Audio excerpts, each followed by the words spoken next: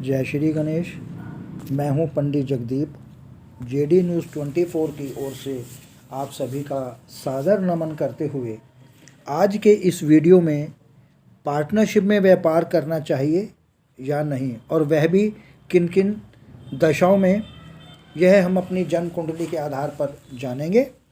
इससे पहले कि इस चर्चा को हम आगे बढ़ाएं, उन विद्वानों और विदुषियों से विनम्र अनुरोध है कि जिन्होंने अभी तक हमारे इस YouTube चैनल को सब्सक्राइब नहीं किया हुआ है, कृपया वो इसे सब्सक्राइब करें। और इसके अतिरिक्त जन्म कुंडली विश्लेषण, ज्योतिष शास्त्र, वास्तु शास्त्र, अंक शास्त्र, लाल किताब, हस्तरेखा, सामुद्रिक शास्त्र व रत्नों की समस्याओं के परामर्श हेतु आप हमसे संपर्क कर सकते हैं। हमारा संपर्क सूत्र है 9318682393। अन्य संपर्क सूत्र है 7018797214। तो आइए पार्टनरशिप या व्यापार में किस प्रकार से पार्टनरशिप करनी है या नहीं, इसको जानते हैं। पार्टनरशिप में बिजनेस कौन कौन कर सकते हैं और वह भी किन हालातों में। पार्टनरशिप में व्यवसाय कितना अच्छा चल पाएगा और कौन लोग पार्टनरशिप में काम कर सकते हैं और कौन पार्टनरशिप में न करें, आज इस वीडियो में हम चर्चा करने जा रहे हैं। जन्म कुंडली का दशम भाव कैरियर यानी कि प्रोफेशन का होता है, तो वहीं सप्तम भाव पार्टनरशिप का, एकादश भाव पार्टनरशिप व्यापार तथा नौकरी आदि से होने वाली आय या लाभ आदि का होता है। वहीं बुध व्यवसाय का ग्रह है, इस कारण से इसका बलवान होना अति आवश्यक है।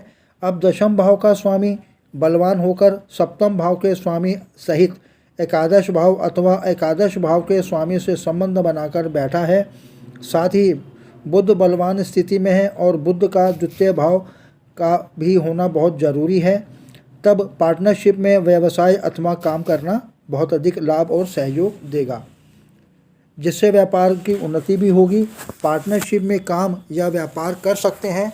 बाकी यदि पार्टनरशिप में व्यापार या बिजनेस काम करने के लिए योग्य है या नहीं, या पीड़ित है, तब ऐसी स्थिति में काम करने पर नुकसान रहेगा।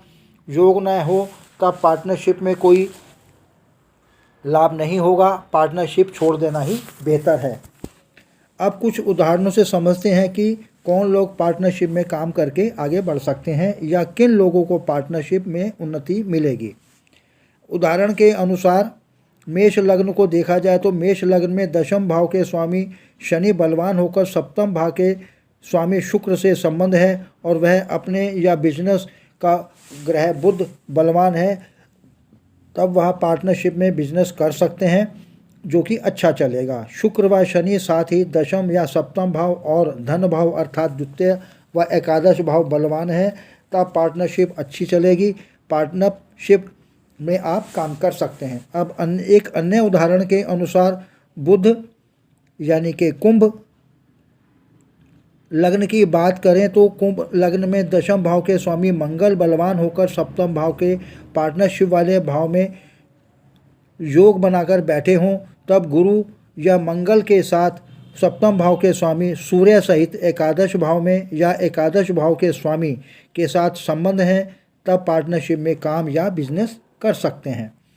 अब एक अन्य उदाहरण की बात करें तो धनु लग्न की चर्चा के अनुसार इस लग्न में दशम भाव व सप्तम भाव के स्वामी बुध बलवान होकर एकादश भाव के स्वामी शुक्र से या बिजनेस भाव के स्वामी बुध धर्म यानी कि धन भाव के स्वामी शनि सहित संबंध बनाकर एकादश भाव में बैठे हैं, तो बिजनेस पार्टनरशिप में किया जा सकता है और पार्टनरशिप उन्नति करने से भाग्य के साथ साथ उन्नति भी देगा। तो ये थी पार्टनरशिप में क्या कर सकते हैं और क्या नहीं। आगे प्रभु इच्छा, प्रसन्न रहें, स्वस्थ रहें, आपकी समृद्धि की कामना सहित पुनः जय श्री गणेश।